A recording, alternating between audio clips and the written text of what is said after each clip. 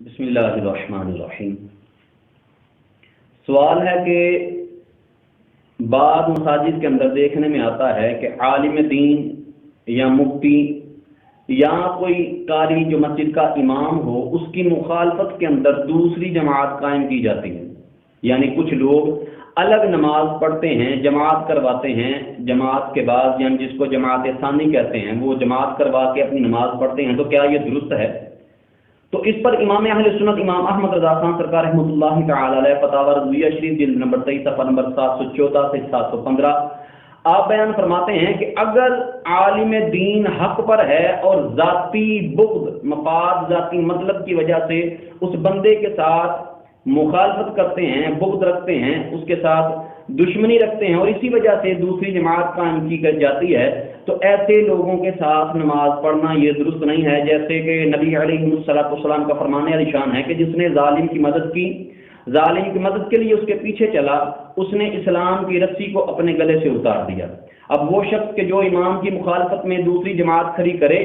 اس کے پیچھے نماز پڑھنا جائز نہیں، نماز واجب الاعادہ ہوگی۔ ہاں اگر لوگ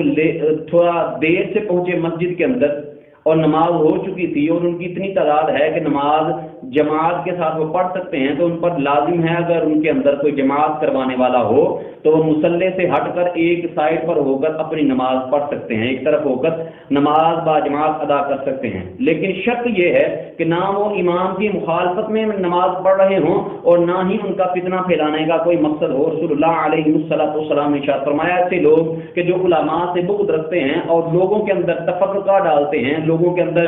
جو ہے بغض و عناد کی آگ کو بڑھاوا دیتے ہیں، فرمایا اس طرح کے لوگوں کے لیے قرآن مجید نے 3 لفظ استعمال فرمائے ہیں، ظالم، فاسق اور کافر۔ فرمایا یہ تینوں لفظ جو ہیں ان لوگوں کے لیے جن لوگوں کے لیے استعمال ہوئے ہیں، اگر وہ اپنے امور سے باز نہیں آتے تو ایسے لوگ کبھی جنت میں نہیں جائیں گے۔ اور یہ لوگ وہ لوگ ہیں کہ جو اسلام کے رسی کو، اسلام کے پٹے کو اپنے گلے سے نکال دیتے ہیں۔ ایسے لوگوں کی طرفداری کرنا یا ان کے حق میں بولنا اسلام کے مخالف آنے کے برابر ہے۔ اور جو بندہ حق پر کھڑے امام کو چھوڑ کر اپنی جماعت کرے یا لوگوں کو کہے کہ جناب اس کے پیچھے نماز نہیں ہوتی، ہم اپنی الگ پڑھیں گے، اس نے شریعت کو بدلنے کی کوشش کی، اور جو شریعت کو بدلنے کی کوشش کرے وہ کبھی بھی مسلمان نہیں ہو سکتا۔ اللہ تعالی ہمیں علم پڑھنے، سمجھنے، اس پر عمل کرنے کی توفیق عطا فرمائے۔